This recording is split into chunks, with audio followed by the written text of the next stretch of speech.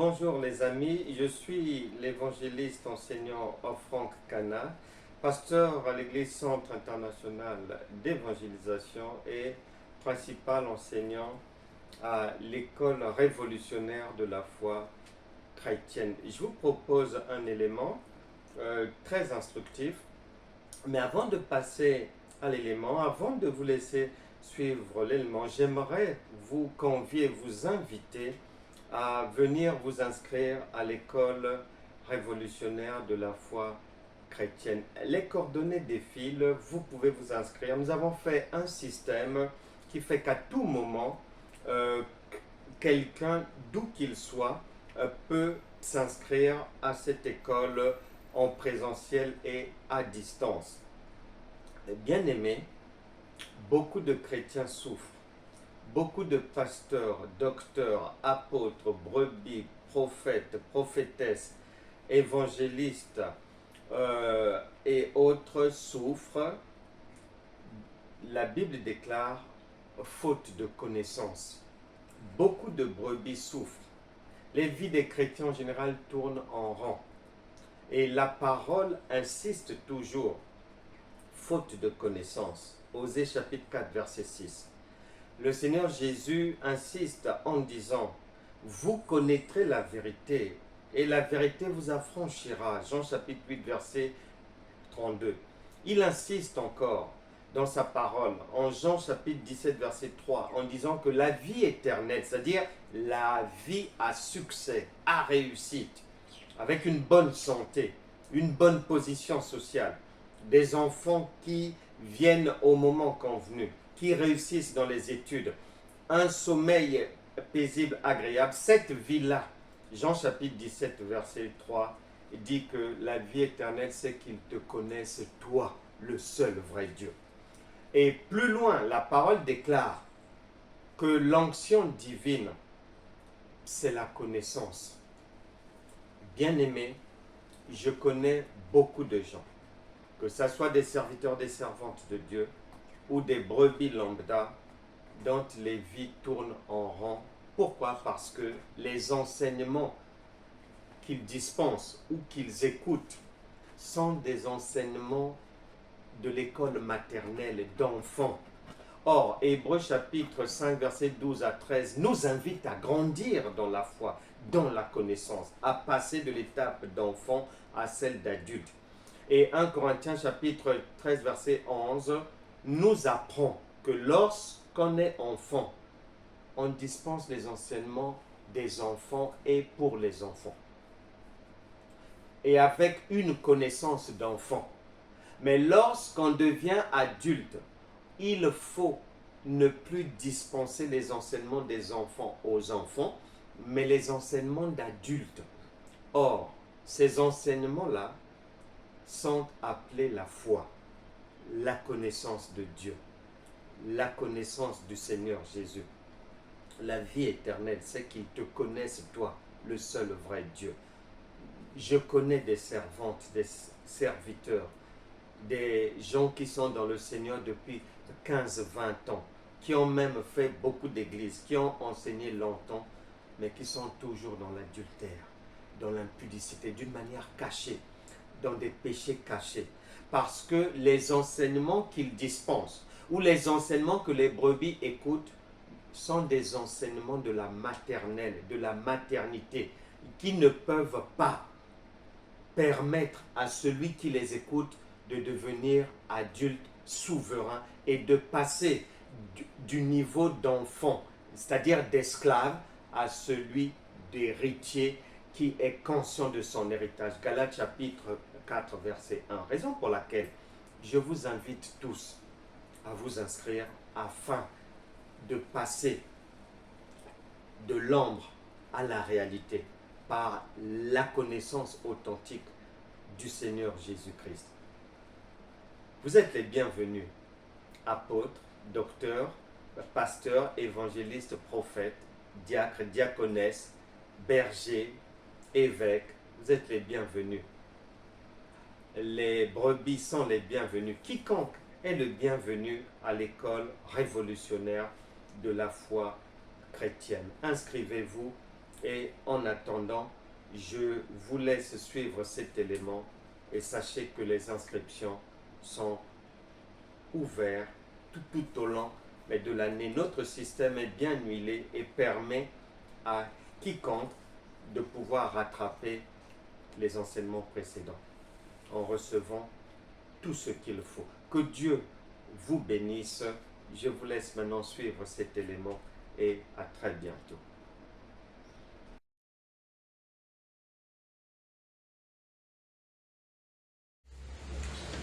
Bonjour à tous. C'est une grande joie de nous retrouver encore aujourd'hui. Il y a quelques jours de cela, on a commencé à partager le pain ensemble.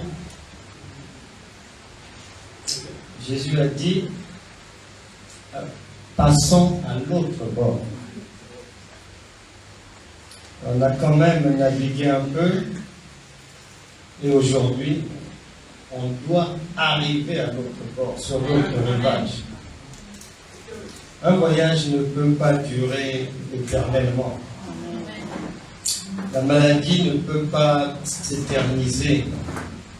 La vie à problème ne peut pas être là en permanence. La Bible déclare qu'il y a un temps pour toute chose. Un temps pour pleurer. Un temps pour se réjouir. Un temps pour travailler. Un temps pour se reposer. Un temps pour se fâcher. Un temps pour faire la paix. Un temps pour engueuler l'enfant, mais un temps aussi pour lui dire de bonnes choses et lui faire du bien. Donc nous aussi, nous tous ici, on avait toutes sortes de problèmes. Problèmes au travail, problèmes dans la santé, problèmes à la maison, problèmes des enfants, problème la voiture, problème pour aller là-bas, problème la famille. Mais on ne doit pas oublier que même s'il y a des problèmes, même s'il y avait des problèmes, la logique de la vie sur terre, que ce soit pour nous, enfants de Dieu, ou pour les païens, s'il y a problème, il y a obligatoirement solution.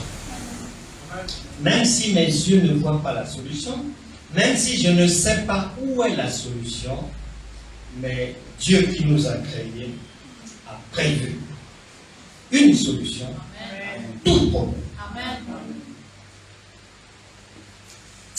Maintenant, les problèmes vont s'éterniser dans la vie pour certaines raisons.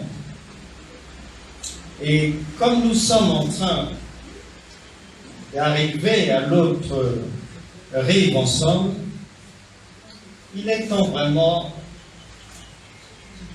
qu'on se dise toutes les vérités. Et la Bible déclare: mieux vaut la fin d'une chose que son commencement. Lorsqu'on a commencé, c'était bien. Lorsqu'on a continué, c'était bien. Lorsqu'on a encore partagé le pain ensemble, tout ça, c'était bien.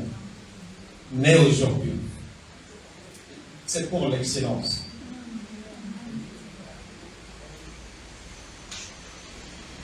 À une condition. Parce que toute chose sur cette terre, il y a au moins une condition. Qu'à partir d'aujourd'hui, tu saches ce que tu veux vraiment dans ta vie.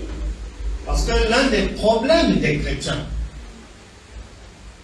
c'est de marcher sur cette terre sans réfléchir. Mais il n'y a que les chrétiens qui ne réfléchissent pas.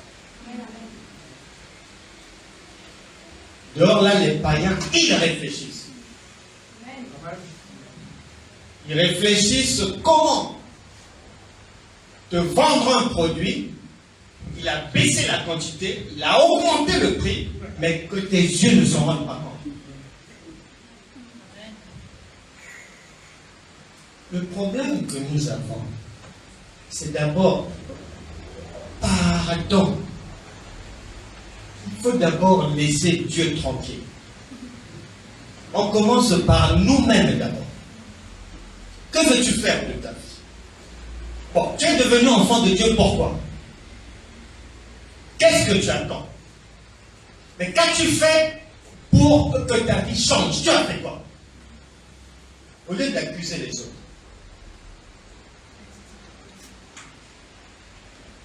Les chrétiens, je préfère dire la vérité. Parce que lorsqu'on s'aime, le linge sale se lave en famille. Maman peut dire la vérité à l'enfant dans la maison. Donc on doit se dire la vérité. Parce que l'amour consiste aussi, quand quelqu'un fait bien, dire que c'est bien. Mais lorsqu'il le fait mal, ne prends pas le bien, ne viens pas mettre là où c'est mal. Non, c'est la malédiction. Tu lui dis la vérité, que ça, c'est pas bien. La plupart des chrétiens, je persiste à dire, ils ne savent pas. Qu'est-ce qu'ils sont venus faire chez nous? Ils ne savent pas.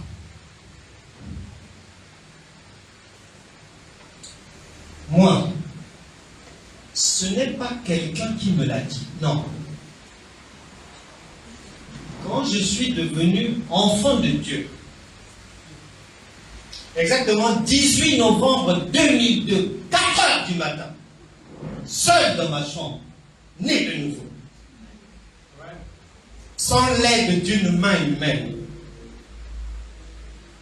Quand j'ai commencé à fréquenter l'église locale, quelque chose est venu dans ma tête. Entre chez moi et l'église locale, été comme hiver, dans le froid, le vent, la pluie, de chez moi à l'église locale, 3 heures. Train, métro, bus, pied. 3 heures à l'aller, 3 heures au retour. Un jour, je me suis assis moi-même. C'est pas quelqu'un qui m'a dit, hein. Moi-même. Je me suis dit, mais si je me donne autant de peine, c'est un sacrifice. Hein. Lundi, je le faisais.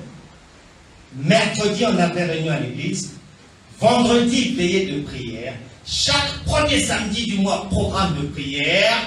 Chaque dimanche, de 8h du matin à 18h à l'église. Et chaque 3e semaine de chaque mois, une semaine, jeûne et prière, on fait passer les gens à la délivrance. Moi-même, je me suis dit, si là, tu ne tires pas profit, tu arrêtes. Parce que sur terre, il n'y a rien pour elle. Moi-même, je me suis dit, si dans tout ce que tu fais, dans le froid, la pluie, courir après les bus, les métros, être toujours à l'heure, te priver du sommeil, ceci, cela, si tu ne vois pas les résultats, tu ne peux pas continuer comme ça. Donc, j'ai commencé ma marche dans le Seigneur comme ça. Comme un chef d'entreprise, comme Dieu, c'est un créateur. Et un créateur, c'est quelqu'un qui crée quelque chose et il attend le résultat, il attend le profit. Tu viens comment ici? Tu t'attends à quoi?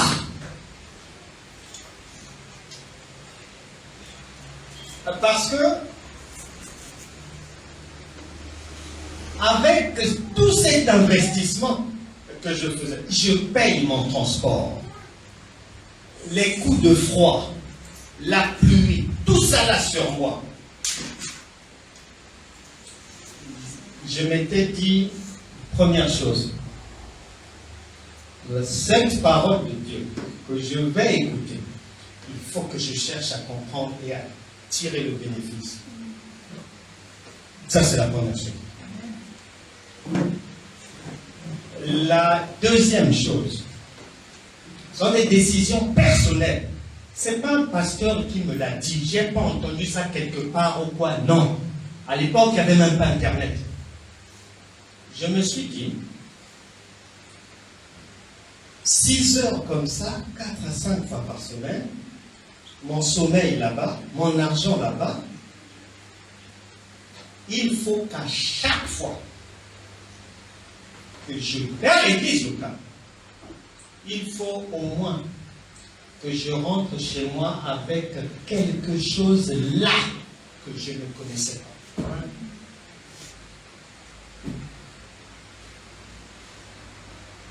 Donc quand j'arrivais à l'église locale, j'avais des objectifs. Je ne venais pas comme les autres par habitude ou par coutume, par tradition, parce qu'on va chanter, je vais être content, je vais... Non, non, non. Il y a 6 heures dedans. Hein. J'ai mis 6 heures, j'ai mis de l'argent, j'ai mis mon sommeil, j'ai mis de l'énergie. Il faut que je reparte à la maison avec quelque chose. Voilà. Tu marches comment? On accuse les autres, on accuse les gens. La Bible déclare 2 Corinthiens chapitre 13 verset 5. Examinez-vous vous-même pour savoir si vous êtes dans la foi. Voilà. On veut des choses, mais on les veut comment? Parce que quand on vient ici, ça c'est un médicament. Quand je viens ici avec mes problèmes, quand je vais écouter cette maison, c'est le royaume de Dieu. Dans le royaume de Dieu, ça ne fonctionne pas comme dehors là. Non! Je suis à la maison. Toute la semaine, j'ai récapitulé les problèmes. Problème de l'enfant là-bas. Problème de la voiture. Problème parce que je dois acheter ceci pour la maison. Peut-être un problème de santé. Problème de ceci, problème de cela. Tu as vu tous ces problèmes. Je n'ai pas besoin de les écrire là. Le royaume de Dieu est informé de tous ces problèmes. Maintenant, quand je vais venir ici,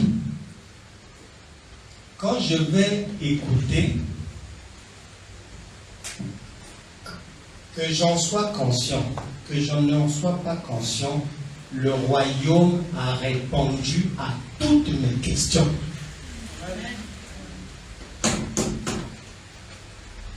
Tout problème, le royaume a répondu.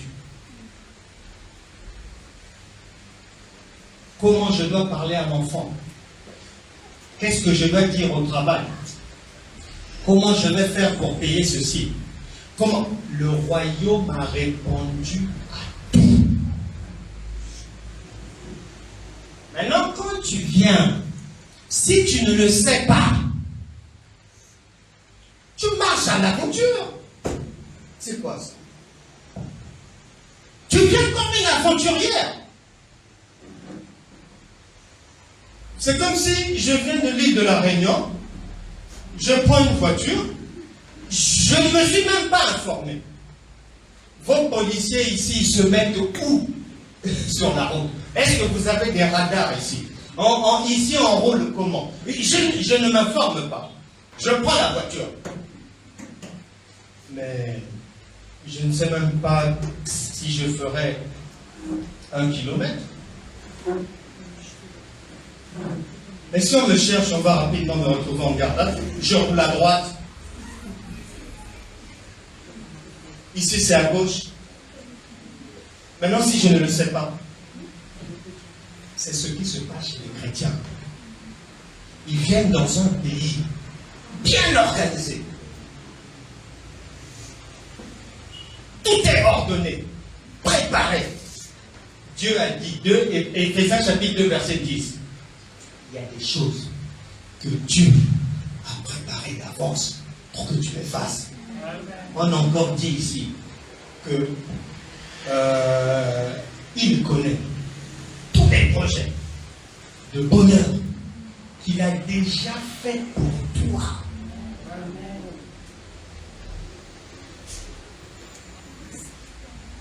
Quand maman dit à l'enfant, je t'ai déjà acheté ton cadeau de Noël, est-ce que l'enfant va encore prendre ses pieds pour aller chercher un cadeau de Noël? Non! Mais c'est ce que les chrétiens font. Ici, on a dit c'est déjà fait. Tu arrives chez nous, tu veux faire. Oh! Tu n'as pas le poids pour faire. Il a dit tout est accompli. C'est déjà fini. C'est le travail fini. Il n'y a rien à faire là. Tu as seulement à monter dans la barque et à prendre les informations sur la navigation. Ma vie va se passer comment maintenant que je suis dans cette barque? Une fois que tu as les informations, tu suis les infos. Il y a un capitaine du navire. Maintenant, si tu veux jouer au capitaine, ça ne marchera pas. En tout cas, que chacun, en 2025, marche dans le royaume en ayant une bonne conscience. Que ce n'est pas la brousse ici. C'est pas je fais ce que je veux. Non, c'est un pays bien organisé. Chez nous, le désordre, ça ne passe pas. La Bible déclare Dieu est un Dieu d'ordre. Chez nous, le péché, ça ne passe pas. Jean chapitre 9, verset 31. Dieu n'exauce pas les pécheurs. C'est clair. Et c'est non négociable. C'est non négociable. Soit tu roules à gauche comme ici, ou soit ici tu tentes de rouler à droite. Ben, on te retrouve en garde à vue. Ici c'est pareil. Hein. Ce n'est pas un royaume où on va accepter le désordre. Non. Les enfants indisciplinés qui veulent faire ce qu'ils veulent, danser comme ça, marcher comme ça, sauter dans la liberté, ce que maman dit, ils ne s'en occupent pas. Ce que papa dit, oh, c'est pas leur problème, ceci, cela. Ici, là, ça ne fonctionne pas comme ça. Tu dois savoir ce que tu veux. Tu dois savoir pourquoi tu nous rejoins. Pourquoi? Pour rester la même personne? Pour toujours avoir des problèmes dehors? Pourquoi?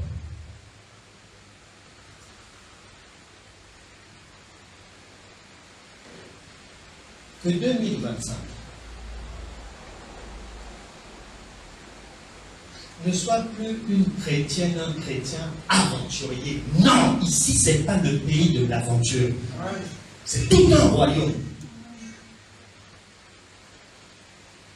C'est tout un royaume. Quand tu viens avec des problèmes, tu n'as pas besoin de nous citer tes problèmes, ceci, cela. Ah, l'enfant avait giflé sa soeur, ceci, cela. J'ai voulu séparer, j'ai pris un coup, ceci, cela. Le mari comme ça. Tout ça là, nous connaissons déjà. Jésus a dit, Matthieu chapitre 6, verset 7 à 8, ça ne sert pas de beaucoup parler avant qu'un être humain n'ouvre sa bouche. Dieu sait ce qu'il doit dire. Donc, peu importe les problèmes, même lorsqu'on va prier, si tu ne retrouves pas peut-être, tu as des problèmes avec les enfants, mais tu es venu ici, tu veux vraiment une solution, même si tu n'entends pas problème avec les enfants, prions pour ça. Dans ce que nous allons dire, c'est dedans. La solution est dedans. Tu dois le savoir. On ne marche pas à l'aveuglette ici. C'est un pays sophistiqué, surnaturel. On n'a pas besoin de mots. Dieu ne s'occupe pas des mots. Il s'occupe des solutions. Il faut bien le savoir, parce que se plaindre, c'est très facile. Mais toi-même, qu'as-tu fait? Tu rentres chez quelqu'un, mais tu ne sais pas comment est-ce que ça fonctionne chez lui. Très dangereux. Ça, c'est chez quelqu'un. Tu ne sais pas comment ça fonctionne. C'est très dangereux. J'ai déjà eu la chance d'entrer dans 2 à 3 palais présidentiels. Mais je vais te dire, dans un palais présidentiel, si tu te trompes dans l'endroit où tu peux aller, tu prends une balle dans la tête. Tu prends une balle dans la tête. Parce que c'est bien organisé. Et ici, c'est très bien organisé. Et le Seigneur voudrait que tu ne puisses plus te perdre dans le royaume. Que tu marches en ayant une bonne conscience. Tu dois savoir ce que tu veux. Et la parole te répond immédiatement. Psaume chapitre 37, verset 4 à 5. Fais de l'Éternel tes délices, et il te donnera ce que ton cœur désire. Très simple. Très très simple. La réussite de la vie, c'est une question de détermination. Soit tu veux, et si tu veux, fais bien, très bien. Soit tu restes à la maison. Sinon, à quoi ça sert? La vie, la montre tourne, tes jours sont comptés. La Bible déclare, il n'y a pas quelqu'un qui vivra une seconde de plus que le quota du nombre de jours qui t'a été donné depuis l'éternité, avant que tu ne te retrouves dans le ventre de maman. Ton quota de jours, ici dans ce voyage, avait déjà été donné. Si tu perds le temps, tant pis pour toi. Si tu traînes en route, tant pis pour toi. C'est pour ça qu'en 2025, le Seigneur dit, Éphésiens chapitre 5, verset 14, réveille-toi quand tu dors. Vraiment. Et tu vas voir la vie changer.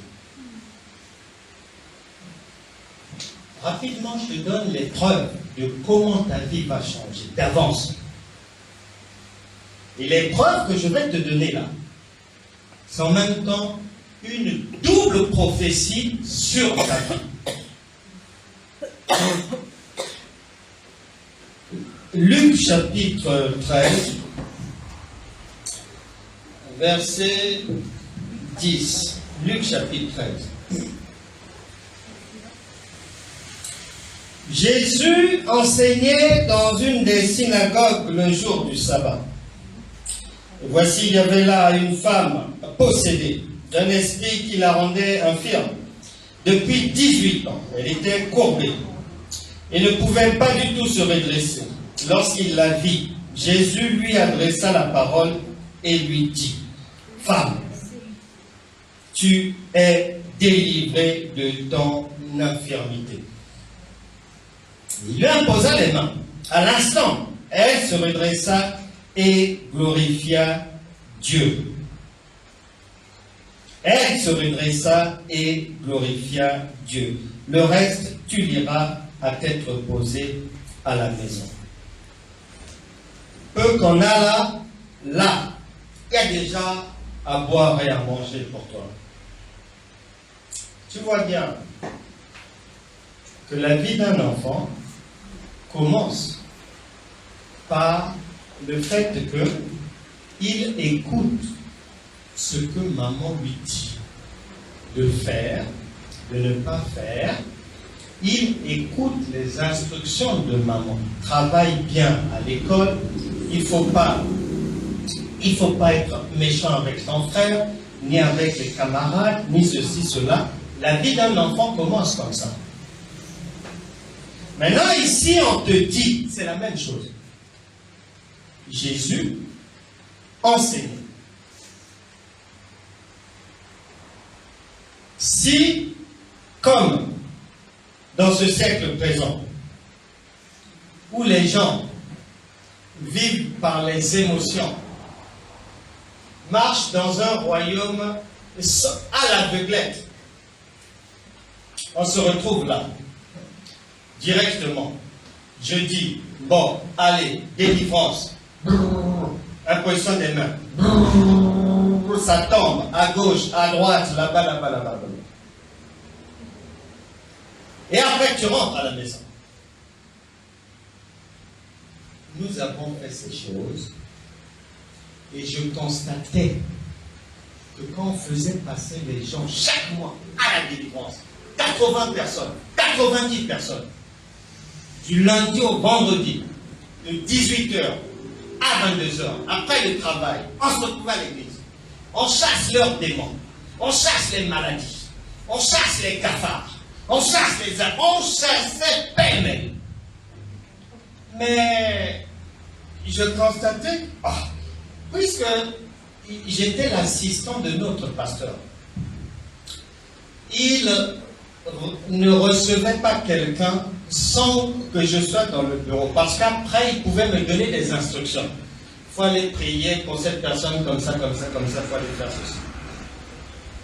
Et c'est moi qui inscrivais les gens sur la liste de la délivrance.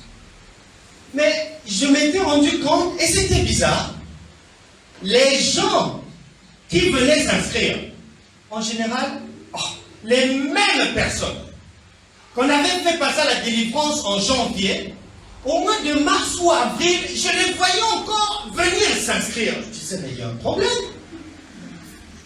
Il y a un problème, ça ne va pas.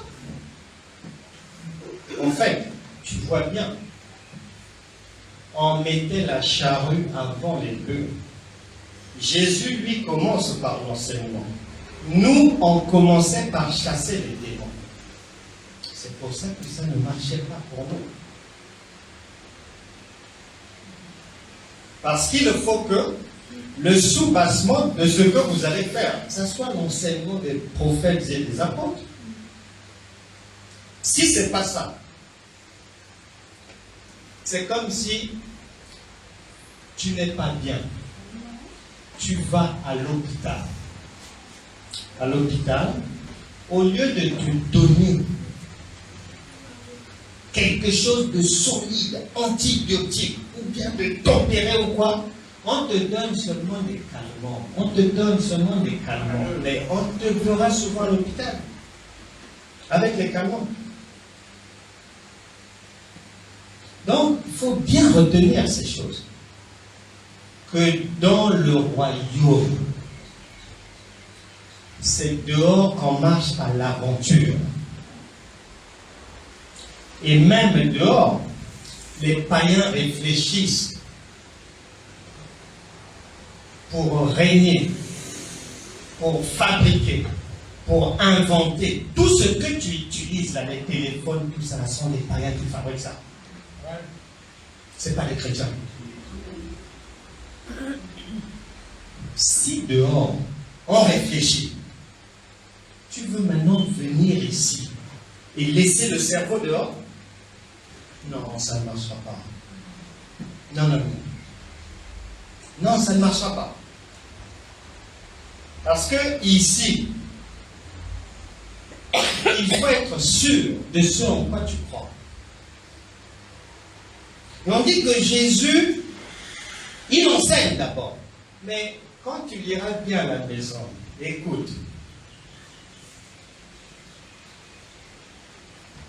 Si tu sais maintenant que quand tu viens ici, tu dois avoir la détermination de ne pas repartir ventre vide, sans rien, avec l'impression d'avoir perdu ton temps. Si tu as déjà cette prise de conscience, c'est bien. Mais ce n'est pas fini. Tu viens. On dit que Jésus enseigne. Tu écoutes l'enseignement. C'est bien, mais ce n'est pas parce que tu es physiquement, tu es là, que ton cerveau aussi est là. Non, c'est pas vrai. Tu es là, mais tu peux en même temps être au marché. En train de vérifier. Est-ce que les prix des vêtements ont baissé? Le rouge à lèvres, le rose à lèvres. La tête est au marché. Elle n'est pas ici. C'est l'apparence qu'on voit là. C'est tout, c'est une vitrine. Elle n'est pas là. Pourquoi je dis ça? Parce que Jésus enseigne et on dit qu'il y a une croyante qui est là avec des problèmes depuis 18 ans. Elle est dans la maison du Seigneur. On dit que c'est une fille d'Abraham. Quand tu entends fille d'Abraham, ça veut dire que c'est du haut de gamme. C'est l'épouse idéale. Elle ne provoque pas. Elle ne manque pas de respect. Elle marche bien. Elle est polie. La cuisine, 20 sur 20. Douce. Très bien. C'est ça, une fille d'Abraham. Mais ici, on nous dit que malgré qu'elle répondait au standard d'Abraham, comme elle ne répondait pas, elle n'avait pas les standards du royaume, Satan la tenait liée depuis 18 ans. Donc, ce n'est pas parce que quelqu'un est là que c'est bon, non. Mais non. Liée depuis 18 ans, en jeûne et prière. Ce n'est pas 18 ans où elle ne faisait rien. Non, non, non. On te dit bien fille d'Abraham. Et souviens-toi, quand Jésus est rentré chez Zachée, tu diras en Luc chapitre 19, versets 1 à 10. Quand il est rentré là-bas, Jésus dira, celui-ci, il a aussi droit à la guérison parce que c'est un fils d'Abraham. Donc, fille d'Abraham, c'est pas n'importe qui. Mais ici on dit, malgré qu'elle était pieuse, malgré qu'elle était très sérieuse, malgré qu'elle était à toutes les réunions, toujours là, gentille, portant le sac du pasteur, chantant, louant, sautant, jeûnant, mais liée depuis 18 ans. C'est-à-dire la vie ne marchait pas. Courbée. Maintenant, en ce qui te concerne, qu'est-ce qui est courbé? Parce que là, Dieu ne peut jamais te parler de quelqu'un que tu ne connais pas. Je te le dis aujourd'hui. Quand tu arrives là, ne crois pas que Dieu te parle d'Abraham. Il sait que tu ne le connais pas. La Bible déclare Dieu n'est pas le Dieu des morts, mais des vivants. Il sait que cette sœur-là, tu ne la connais pas. Tu ne connais pas sa famille, tu ne connais pas son adresse, tu ne connais rien. Donc, il n'est pas fou. Il te parle de toi-même. Il te parle de toi-même. C'est notre manière à nous de parler dans ce royaume. Ce n'est pas le même langage que dehors, non. Exemple, dans notre royaume, pour que tu ne te trompes plus, si tu fais un rêve, et que dans ce rêve,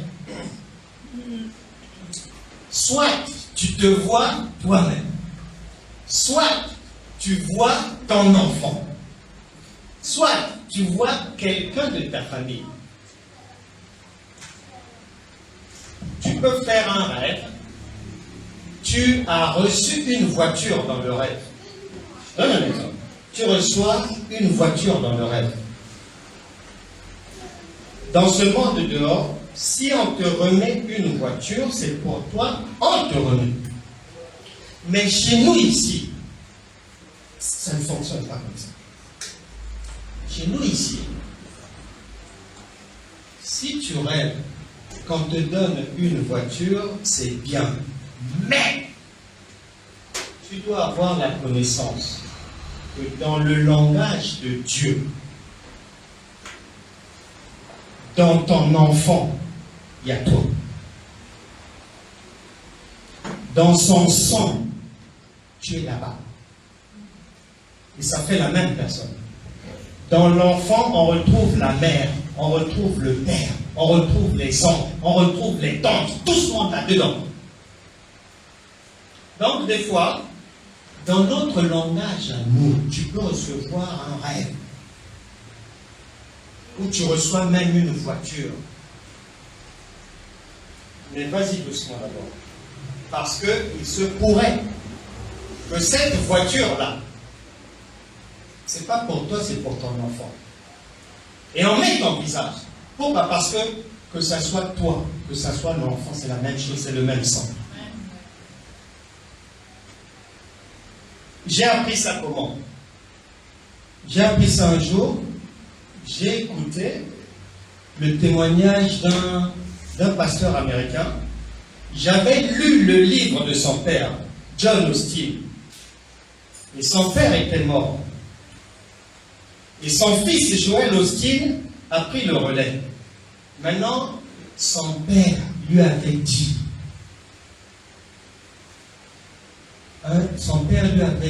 qu'il avait un souci. La plupart des choses que Dieu lui avait montrées, la plupart des choses qu'on avait prophétisées sur lui, il a vu ça. Mais il y a des choses qu'il n'a pas vues. Et il se demandait, mais comment? Est-ce que Dieu m'en maintenant comment? Bientôt ma vie va finir. Je deviens faible, mais comment, à quel moment je vais vivre ça? Son fils écoutait seulement. Et son père était mort. Le fils dira ce que son père lui avait raconté, que Dieu lui avait promis. Tout ça, le fils a eu ça. Sans chercher ça. Donc attention, ici on ne marche pas à l'aveuglette. C'est pour ça que Jésus commence par enseigner. Parce que si on ne t'enseigne pas, si on ne t'indique pas bien comment ça fonctionne, tu vas te tromper. C'est pour ça que beaucoup de chrétiens se trompent. Toujours dans les décisions à prendre, ils se trompent. Même lorsqu'ils font des retraites spirituelles pour jeûner, prier, quand ils vont sortir de là, les décisions qu'ils vont prendre sont de mauvaises. Parce que ici, ça ne fonctionne pas comme ça. C'est sur le surnaturel. C'est pas la manière des hommes. Donc il faut faire attention avec ça. Qu'est-ce qui est courbé dans ta vie? Est-ce que c'est une vie de divorce? On va arrêter ça aujourd'hui.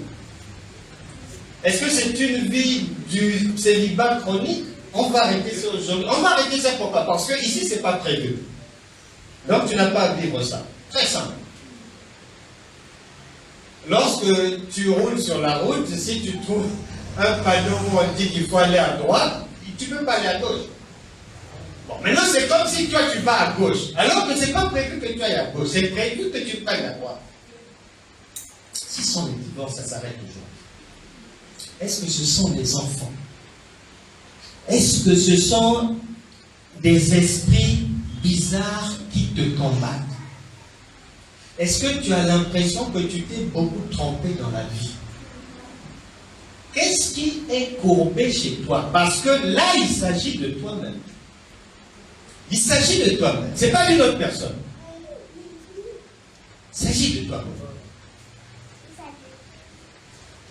Examinez-vous vous-même pour savoir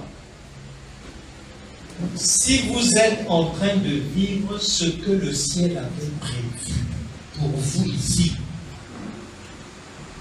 Parce que si tu prends la destinée d'une autre personne, ça ne marchera pas. Quand tu viens au monde, quand tu nous rejoins dans le royaume de Dieu, toute ta vie est déjà planifiée, prévue, plus de larmes, plus de douleurs. Matthieu chapitre 11, verset 28, venez à moi, vous tous qui êtes fatigués et chargés, et je vous donnerai du repos. On vous donne le repos. Plus de maladies, plus de ci, cela, les diabètes, la tension, je ne dors pas, le dos, le cou, Non. Ça s'arrête. Il faut que ça s'arrête aujourd'hui.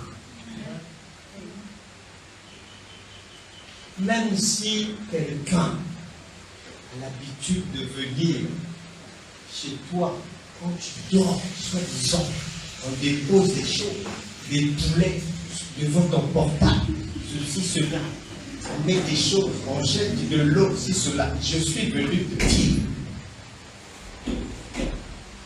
toute art forgée contre toi sera sans effet. Amen. Et je préfère le dire publiquement. Si tu comprends bien ce qu'on est en train de faire là, la prochaine personne qui va essayer. Chez nous, c'est un royaume d'ordre. La miséricorde, c'est pour ceux qui viennent vers toi en ami. La miséricorde peut leur être accordée. Tous ceux qui viennent en ennemi, en adversaire, ils trouvent le lion de la tribu de Juda. Ils seront dévorés. Tu l'ignorais peut-être. Je te le dis ouvertement. Ce qu'on va faire aujourd'hui, on est en train d'arriver. La prochaine personne qui va tenter, que ça soit au travail, que ça soit dans la famille, que ça soit, c'est la mort.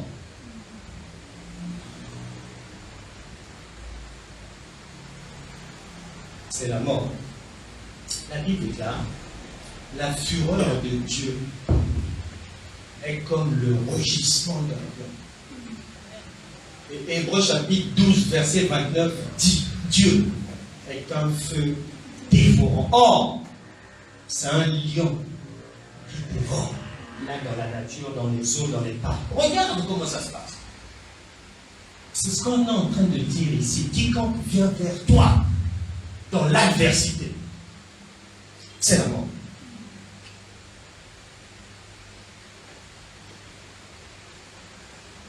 Il meurt.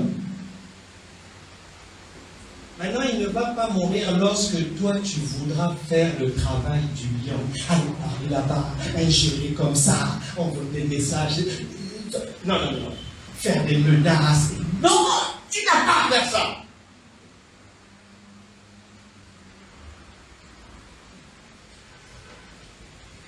Quand tu lis là, lion de la tribu de Juda, pourquoi c'est pas mis coq, poule, cafard? Pourquoi? Donc, je veux dire que Dieu s'est trompé. Non! Il sait de quoi il parle. Et il ne te parle pas d'un lion d'Hollywood. Non, c'est un vrai lion. Je voudrais plus que tu puisses avoir peur et que tu saches que lorsqu'on devient enfant de Dieu, c'est écrit là, ta vie est sécurisée.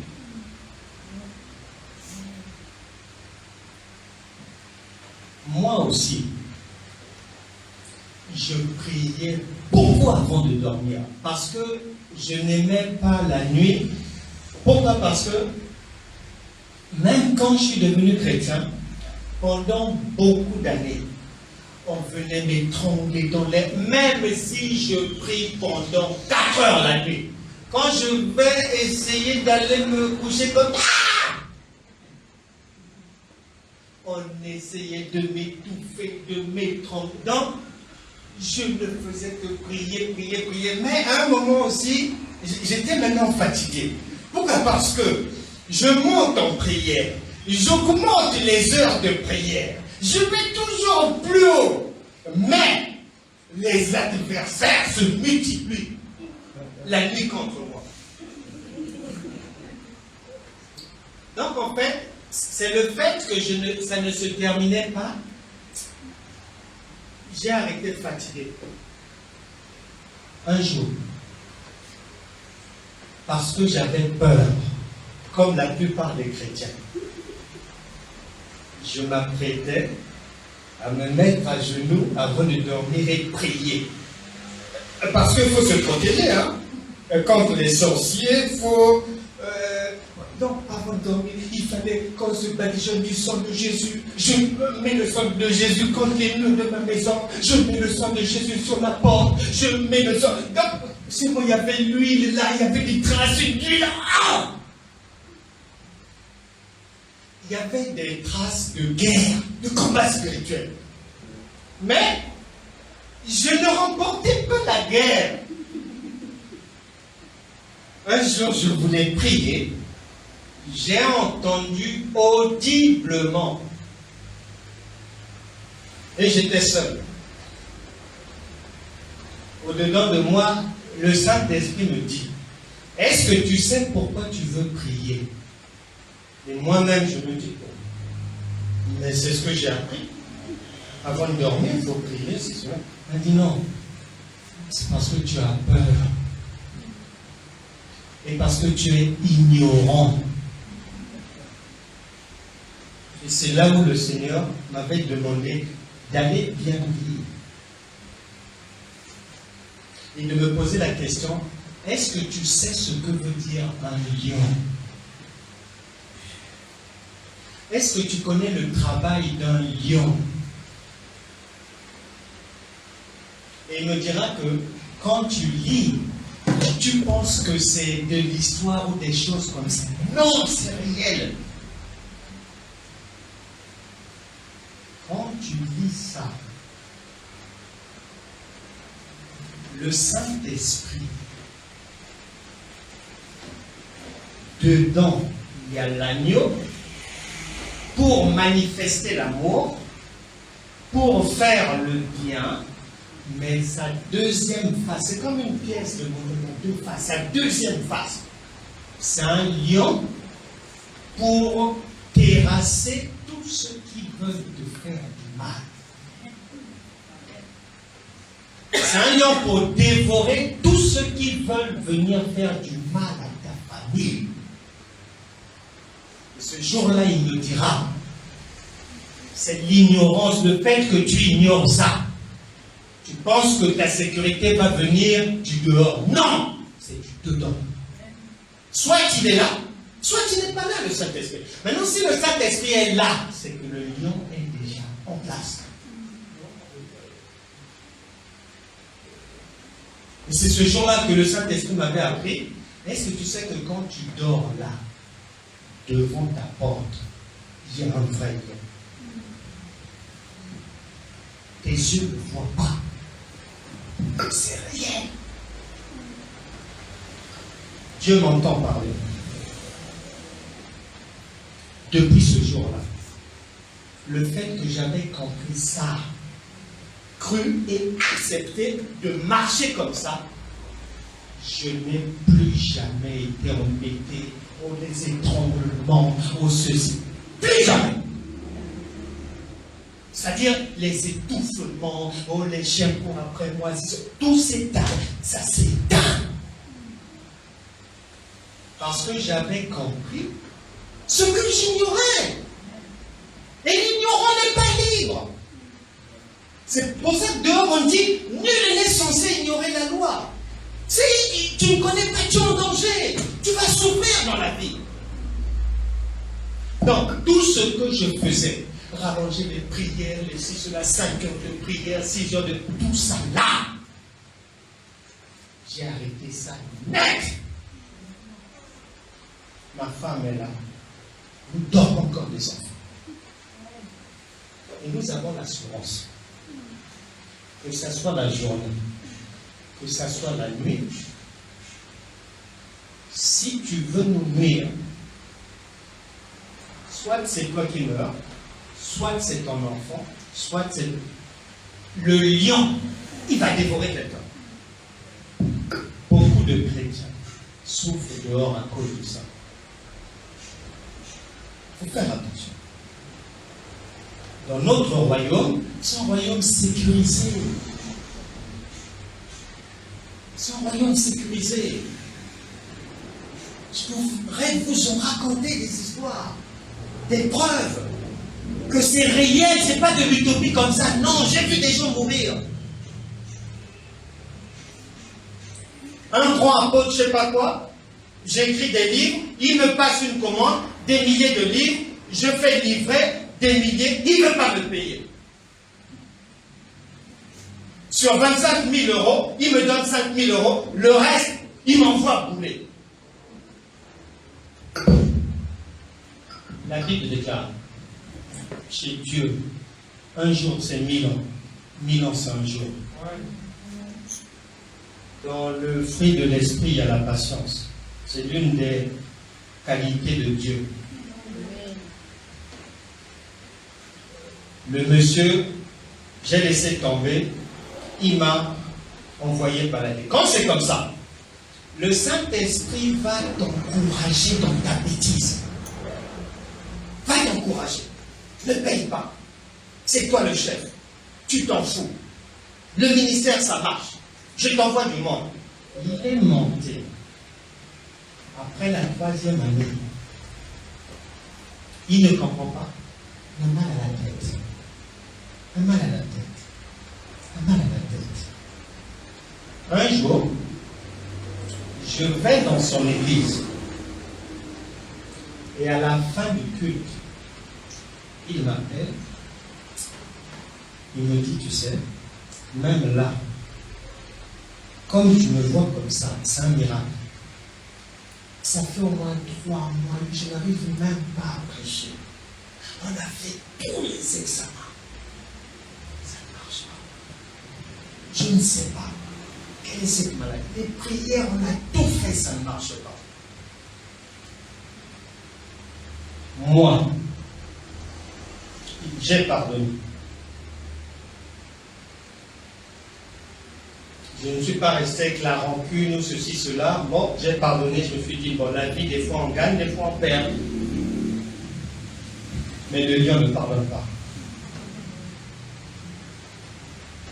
Il est mort 6 mois après.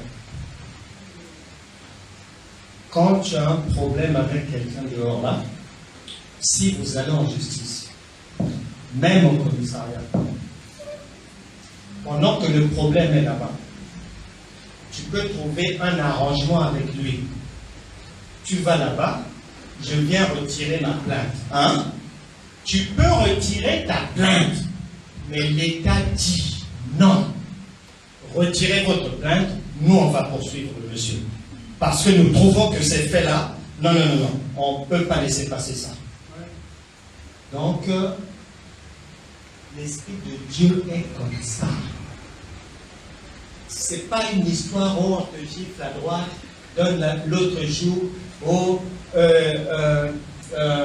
que Dieu est amour lundi, Dieu est amour mardi, Dieu est amour... Non, mais Pourquoi on a écrit le lion ici alors?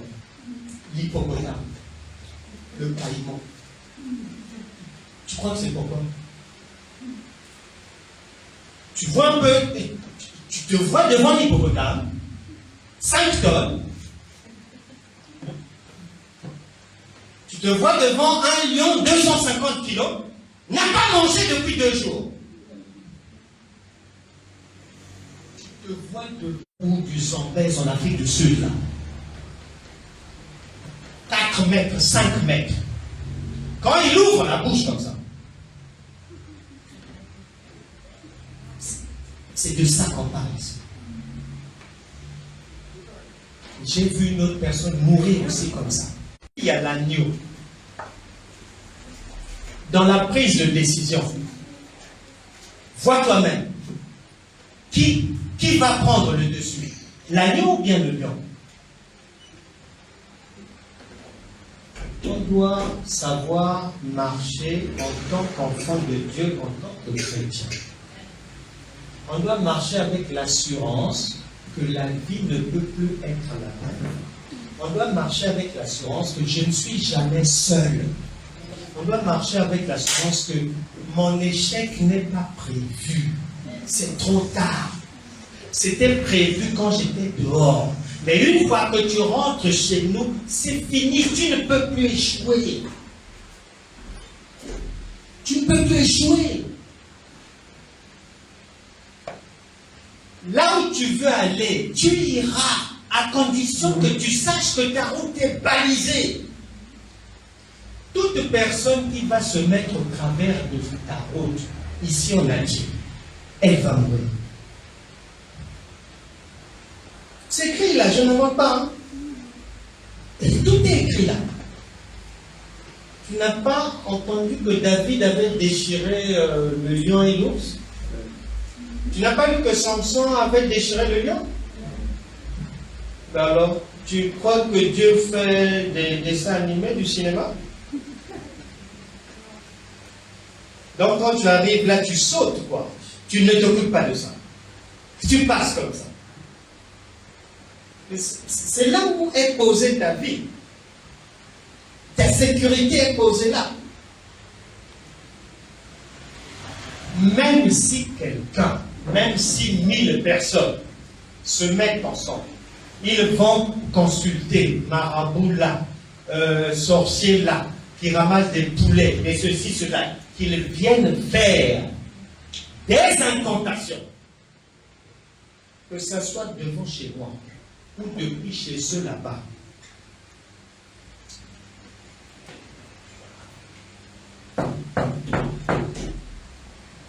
Ils le payeront au pays lourd. Parce que c'est une question de vie ou de mort. Il y a des lignes rouges qu'on ne franchit pas. Tu franchis, tu tombes. Toute personne qui va vouloir t'embêter, reste calme. La Bible prévoit que tout âge forgé contre sera sans. Ici on a dit, ils viendront par un chemin. Ils s'enfuiront par 7 chemins. Mais n'as-tu pas constaté que dans la Bible, l'un des visages de Dieu, le premier visage que l'on met, c'est le lion. Et que dans ce monde-là, même les païens, ils mettent le lion comme étant le symbole de la royauté, le roi des animaux. Et ils ont même pris ça, ils ont mis au cinéma le roi lion. Et tu crois que c'est pour rien? C'est Dieu. Dieu est un feu dévorant. Tu peux dormir tranquille. Ce qu'on va faire aujourd'hui, oh les cauchemars, oh les maux de tête, des choses compliquées de l'année, les marées de nuit, les femmes, tout ça là, ça s'arrête aujourd'hui. Ça s'arrête aujourd'hui. La vie ne peut pas continuer comme ça. Il n'est pas prévu que tu souffres. C'est pas vrai. Si tu souffres, c'est parce que toi-même, tu ne sais pas comment vivre dans le royaume. C'est tout. Tu ne connais pas tes droits. Tu ne connais pas tes devoirs. Tu ne connais pas ton héritage. Alors qu'ici, on a dit que tu as reçu 2 héritages. Romains chapitre 8, verset 17. Héritier de Dieu et co-héritier de Christ. Bon, avec tout ça là, comment tu peux encore souffrir? Satan, Jésus a dit, Luc chapitre 10, verset 18, il était déjà tombé. C'est écrit noir sur blanc. La vie change à partir d'aujourd'hui. Même si il y a eu des erreurs, il y a eu des loupés, tout ça, il dit ne pensez plus aux événements passés. Je suis sur le point de faire une nouvelle chose. Ne la reconnaîtrez-vous pas? Isaïe chapitre 43, verset 18-19. Un jour, j'étais dans le bureau à la police en France. Une dame est venue pour une déposition. Lorsque j'ai fini de prendre sa déposition, elle m'a trouvé gentil. Et elle me dit, je vous invite à mon mariage. Je dis, oh, vous vous mariez? Oui. Quand? Samedi. Ah bon? Et vous avez quel âge? 68 ans. Elle ne s'arrête pas là. Elle me dit, monsieur, la meilleure, c'est que je me marie samedi après 28 ans de célibat. C'est possible aussi. Qui veut se marier samedi?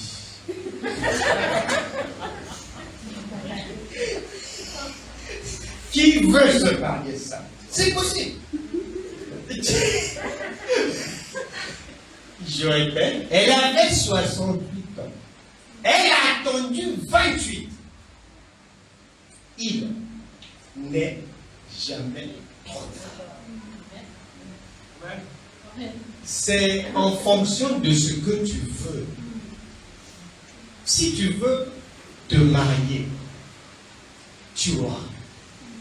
Si tu ne veux pas, personne ne va te déranger aussi ni te forcer.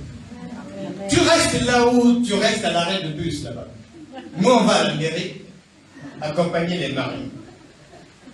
Donc c'est ce que tu veux. Il n'est jamais trop tard. Ne pense plus aux événements passés. Que j'ai perdu ceci, on m'a fait du mal comme ça. Non, non, non, non, non, non. Et puis dans notre royaume, retiens enfin ceci. Que chez nous, une mauvaise nouvelle et une bonne nouvelle, là-bas c'est différent, mais chez nous c'est pareil. Chez nous c'est pareil.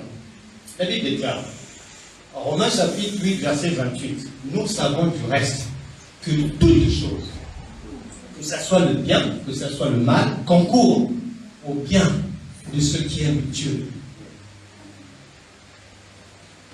Joseph a été haï, vendu, trahi, réduit à l'esclavage, accusé, et viol, condamné lourdement. Beaucoup d'années en plus. Aujourd'hui, on dirait que c'est un criminel, multirécidiviste. Ça n'a pas empêché ce qui était prévu là pour lui de s'accomplir. Chez toi, c'est pareil. Chez toi, c'est pareil. Donc, quand tu reçois une mauvaise nouvelle ou quoi, la Bible déclare que ton cœur ne se trouble point. J'ai un ami, il est pasteur de l'Église internationale de Bruxelles. Un jour, il m'a fait rire. Un jour, il est dans son bureau à Bruxelles. Il voit comme ça un frère venir en pleurant, en courant et en pleurant. Il arrive. Le pasteur n'arrivait pas à stopper ses larmes. Bon, il a laissé pleurer, pleurer, pleurer, pleurer. Quand les larmes sont finies, il lui dit, mon frère, c'est quoi? Oh non, ma fiancée, on avait planifié là de se marier dans quelques jours. J'ai déjà tout fait, la famille, au courant, cela, j'ai fait des dépenses, j'ai fait. Et hier, elle a changé d'avis. Elle a changé d'avis. Il avait mis tous les espoirs de sa vie sur cette femme-là. Maintenant, il est plaqué. Maintenant, le pasteur me dit, bon, quand c'est comme ça, tu n'as vraiment, même si tu dis des choses, lui, il est déjà là-bas tellement touché que tu ne sais même pas ce que tu vas lui dire. Bon, on a prié comme ça, j'ai essayé de bricoler une consolation comme ça, et puis il est parti. Quelques semaines après, il était à l'église, dans le bureau. Il voit comme ça quelqu'un en train de venir, en dansant, en sautant, en chantant. Rentre dans son bureau. Maintenant, il cherchait à être sûr. Ça, c'est pas le frère. Est-ce que il n'était pas sûr? À un moment donné, il est sûr que c'est lui. Il le laisse finir de danser. Il dit, frère, c'est quoi? Il dit, pasteur, je suis venu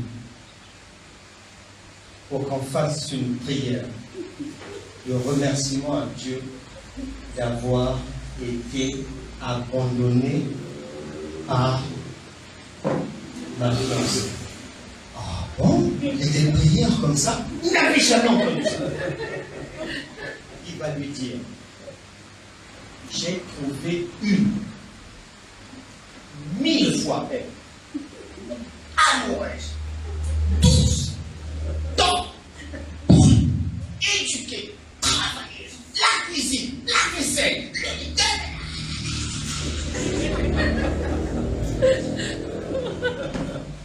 prions seulement, remercions le Seigneur.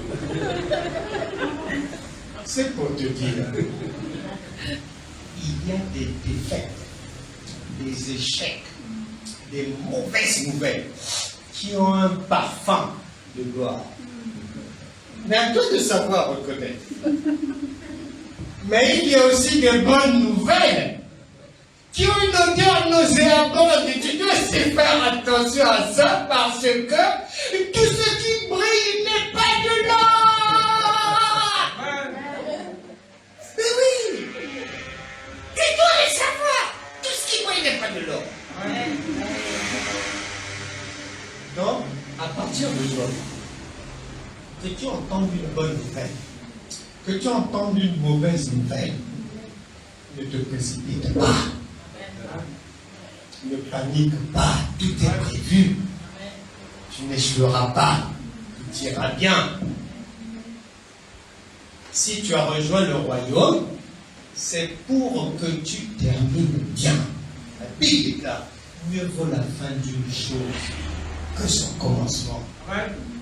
Et si on te pose la question, bon ma soeur, tu te plains, est-ce que tu préfères débuter la vie avec tout en train de marcher et après finir en train de pleurer pieds nus sur la plage assise avec un bout de noix de coco? Tu préfères quoi? Vivre quoi avant et quoi après? Tu voudras toujours que la fin soit meilleure. La Bible déclare que la gloire de ta seconde maison sera plus grande que la première.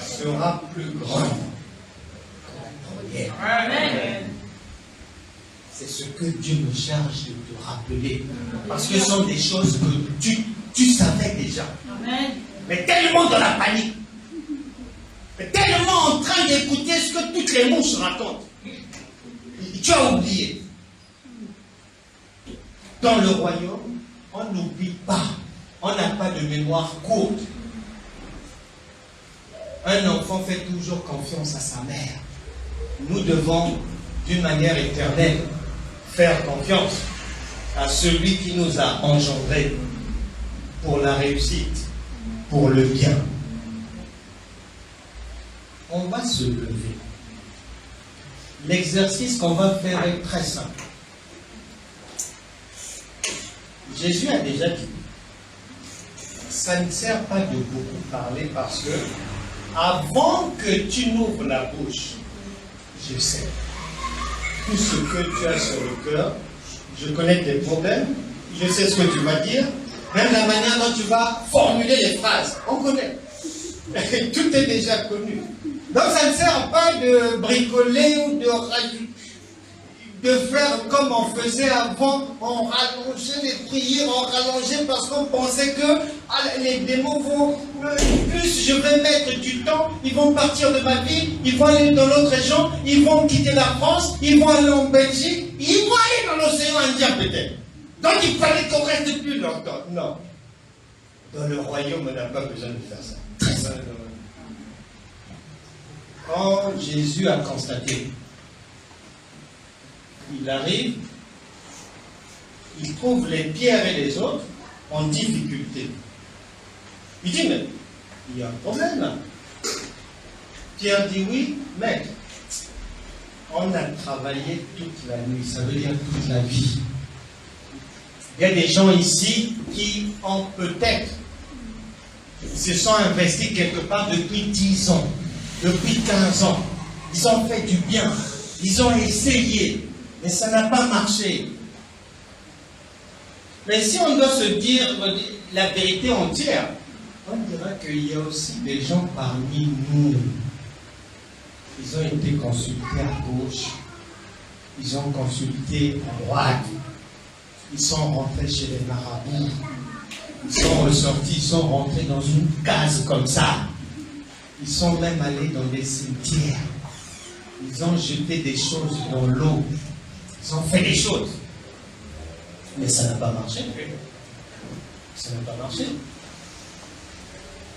Et Jésus va leur expliquer les choses et Pierre va dire, mais sur ta parole, on va encore jeter le filet. Et cette fois-ci, nous avons l'assurance qu'il y aura la pêche miraculeuse. Même si tu avais prié 1203 fois, on va dire une parole aujourd'hui. Et ça sera la bonne. Ça sera la bonne pour toi. Toute difficulté, toute situation dans tes pensées, mets sur le cœur. Tu ouvres la bouche. Le royaume de Dieu, ce n'est pas la quantité des paroles, non. C'est la bonne disposition du cœur. Un cœur qui aime les autres. Un cœur disposé à faire le bien. Pour tout te dire, dans notre famille chrétienne, cette sœur depuis 18 ans, liée par Satan, eh bien, des fois, Satan trouve le droit, l'autorisation de lier cette sœur. Pourquoi? Parce que beaucoup d'enfants de Dieu marchent en contradiction avec la parole. Jésus est venu pour sauver tout le monde, la multitude. Mais ceux qui nous rejoignent dans le royaume, ils ont souvent un fonctionnement différent. Eux, ils fonctionnent de la manière suivante. Se mettre à genoux. Seigneur, mon mari. Seigneur, mon mariage. Seigneur, mon enfant. Seigneur, mes talents. Seigneur, mes rouges à lèvres. Seigneur, mon sac à main. Seigneur, la robe Gucci. Seigneur, moi.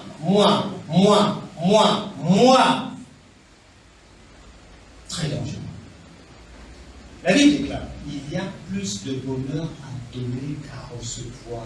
Actes des Apôtres, chapitre 20, verset 35. Ce qui veut dire, si tu fais le contraire, ça ne marchera pas dans ta vie.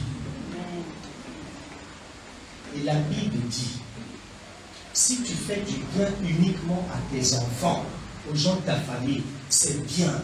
Mais les païens aussi font la même chose.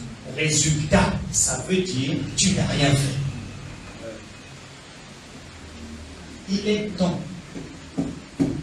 que tu disposes ton cœur à aussi manifester l'amour du prochain en faisant de ton mieux, en disposant de ton temps, même 1 heure par mois, pour aller distribuer ça, évangéliser. Tu dois le faire. La société devient de plus en plus dangereuse.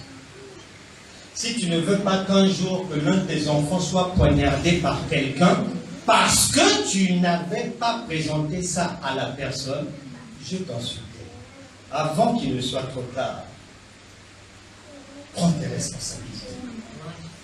Ressaisis-toi. Dieu n'est pas un Dieu égoïste, non. Il est pour tout le monde.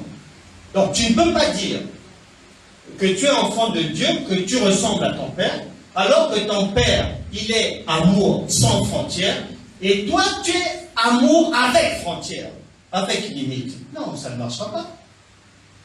Ça ne peut pas marcher. Ça, ce n'est pas toi qui achètes ça. On te demande seulement de te conformer à la parole.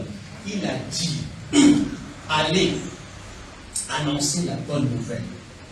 La bonne nouvelle, on l'annonce de plusieurs manières. Toi, ta bonne nouvelle, l'annoncer, ça sera donner ça à quelqu'un, ou à ta famille, ou au travail, ou mettre dans une boîte aux lettres, ou distribuer dans la rue. Maintenant, le reste, quand la personne va venir ici, c'est maintenant le problème de la prophétesse et des autres serviteurs. Ce n'est pas ton problème. Il faut le faire. L'amour de Dieu est un amour qui n'a pas de frontières. Beaucoup sont drogués dehors là. Beaucoup souffrent là. Mais si tu ne vas pas vers eux, ils viendront ici comment? Ils viendront ici comment? C'est de ta responsabilité. Des fois, tu peux avoir un enfant malade, ou toi-même tu es malade, parce que quand Dieu dit 2 Corinthiens chapitre 13 verset 5, examinez vous-même pour savoir si vous êtes dans la foi, il a un problème avec toi celui-là. Et souvent chez les chrétiens, pendant que tu pries, tu jeûnes, tu fais des retraites spirituelles parce qu'au travail ça ne va pas, on t'embête, tu es harcelé, ou bien tu cherches une promotion et tout, pendant que tu fais ça, le Saint-Esprit, lui, il ne s'occupe pas de tout ce que tu racontes. Pourquoi? Parce que des fois, tu avais mal parlé à l'enfant. Tu avais accusé l'enfant. L'enfant s'est senti frustré. Il y a eu même des répercussions sur son travail à l'école. Tu ne reconnais pas le mal que tu as fait à l'enfant. Et le Saint-Esprit t'attend là-bas. C'est pas dans ce que tu demandes là, non. Il faut que tu répares d'abord. C'est pas parce qu'il a 15 ans ou 13 ans que tu ne dois pas le respecter. Non. La Bible déclare, Dieu ne fait pas de favoritisme. Donc, on peut souffrir dans la vie, chercher les solutions à gauche, alors que les causes du problème sont seulement là, simples. Tu as mal parlé à l'enfant, toi, tu ne t'occupes pas des autres, tu es égoïste, toi, tu ne t'occupes pas des enfants des autres, seulement des enfants. Des choses simples comme ça. Il faut que ça s'arrête aujourd'hui. 2025, tu te disposes un peu. Parce que lorsque c'est pour aller dans les fêtes danser, vous trouvez le temps. Là, c'est pour sauver des vies, sauver des vies.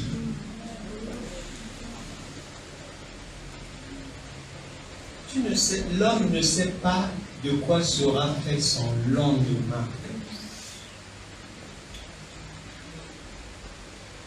J'ai entendu un jour, on finit par là et on va prier, une femme,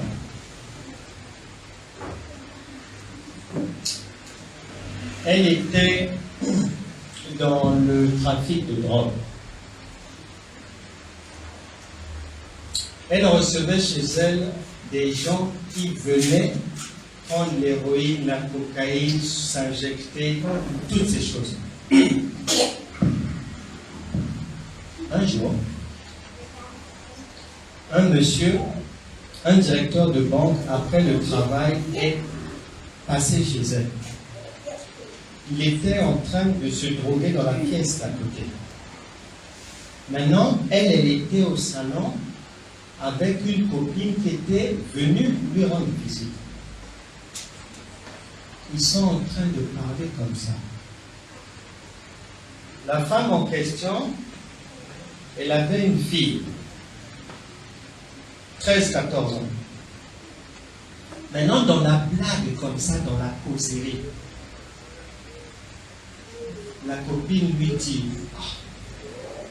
mais le jour où ta fille va faire ce que le monsieur l'a fait, qu'est-ce que tu lui feras? Elle a répondu, je risque même de la tuer. Elle a entendu une voix au-dedans d'elle lui dire, donc, tu ne veux pas que ta fille meure dans la drogue, mais tu ne sais pas que ce monsieur-là aussi a une maman. Quand elle a entendu ça, c'était son dernier jour de mettre ses pieds dans la drogue, parce que tout simplement, elle a compris que pour éviter qu'un jour son enfant se retrouve dans ça, il fallait qu'elle protège aussi les enfants des autres. Et ces enfants-là sont dehors, ils t'attendent. Nous allons nous lever. On va dire des paroles. Et ces paroles-là vont travailler dans ta vie. On dit qu'on parle sur la parole du Seigneur. La parole n'est pas un enfant, ce n'est pas un gamin. Elle sait ce qu'elle va faire, ce qu'elle a à faire. La Bible déclare, la parole ne revient jamais sans avoir fait ce pourquoi elle a été envoyée. On ne t'a pas dit de contrôler la parole, est-ce que ça s'accomplit, est-ce que... Non, on t'a seulement dit que ce que tu vas dire ne peut pas revenir sans avoir atteint ce que tu as déclaré par ta bouche. Parce que tu as le Saint-Esprit en toi. Le Saint-Esprit, c'est Dieu. Quand tu parles, toi et Dieu, vous êtes en train de parler en même temps. La Bible déclare, c'est Dieu qui met en nous le vouloir et le faire. Que chacun ouvre son cœur. Que chacun examine rapidement sa vie. Rapidement, parce que il faut des vêtements blancs pour que la vie aille de l'avant. Ouvre ton cœur. Tu prends la décision de marcher correctement dans le royaume, avec détermination, avec l'assurance d'une vie qui est appelée obligatoirement à s'améliorer, à aller de l'avant. Avec l'assurance que les sorciers, les démons, le diable sont sous tes pieds. C'est la Bible qui le dit.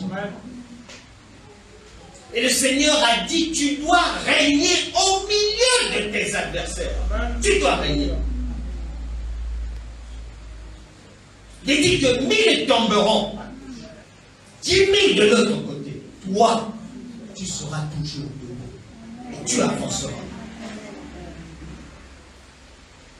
C'est une nouvelle vie qui commence pour toi aujourd'hui. Tu ne seras plus jamais la même personne. Tu n'avais peut-être pas compté en 2024, mais en 2025, la parole de Dieu te dit, si quelqu'un est en Christ, il est une nouvelle créature. Les choses anciennes sont passées et toutes choses sont devenues nouvelles. Nouvelle créature veut dire que tu es comme un bébé pour les problèmes. Parce que un enfant, un bébé qui vient de naître, il n'a pas de rancune vis-à-vis de quelqu'un. C'est ce que tu deviens maintenant. Un bébé qui vient de naître, nouvelle créature, il ne fume pas. C'est ce que tu vas être maintenant. Il ne prend pas l'alcool. C'est ce que tu vas être maintenant. Un bébé qui vient de naître, il n'a pas de dette. C'est ce que tu vas être en 2025 maintenant. Un bébé qui vient de naître, il n'a pas la colère, il n'a pas d'hypocrisie, il n'a pas de double langage, il n'a pas la haine, il ne cherche pas des problèmes, il ne parle pas du matin au soir. Il n'est pas, c'est ce que tu es à partir d'aujourd'hui. Déclare maintenant ce qui suit. Je brise toute chaîne de l'échec dans ma vie. Je brise toute chaîne de l'échec dans ma vie. Je détruis tout lien familial de la limitation. J'annule toute malédiction jetée sur ma vie et sur les vies de mes enfants. Je sors de toute prison des dettes. Je sors de toute prison du retard dans la vie. Je sors de toute maladie. Je chasse de mon corps toute mauvaise chose. Au nom puissant de Jésus. Que tout voile diabolique placé sur mon visage, placé sur ma tête, je te brûle maintenant. Au nom de Jésus. Toute araignée dans le corps, tu sors. Tout serpent dans le ventre, tout serpent dans le dos, vous partez. Au nom de Jésus. Je proclame ma délivrance. Je proclame la délivrance de ma maison. Je brise tout joug satanique sur ma vie. Je réussis désormais. Là où hier ça n'avait pas marché. Je prospère désormais. À tous égards. Je suis plus que vainqueur. Je vis désormais la parole. Je suis la lumière du monde. Le sel de la terre. Je suis la tête et non la queue. Je suis un Dieu. Je suis de la maison de Dieu. Je suis de la famille de Dieu. Je suis de la race divine. Toute arme forgée contre moi sera sans effet. Je ne serai plus jamais pauvre. Je chasse les esprits du divorce. Je chasse l'instabilité de ma vie. Je chasse les mauvaises connexions de ma vie. Et tout mauvais choix, toute erreur, j'ai eu à faire dans ma vie, par la résurrection, que tout soit remis en ordre. Au nom puissant de Jésus. Je suis désormais libre. Car la parole déclare que c'est pour la liberté que Christ nous a affranchis. Je suis désormais libre. La journée, la nuit, au travail, à la maison, dans la rue, dans mes activités, dans mes business, dans l'œuvre de Dieu, au nom puissant de Dieu. Ainsi soit-il. Amen.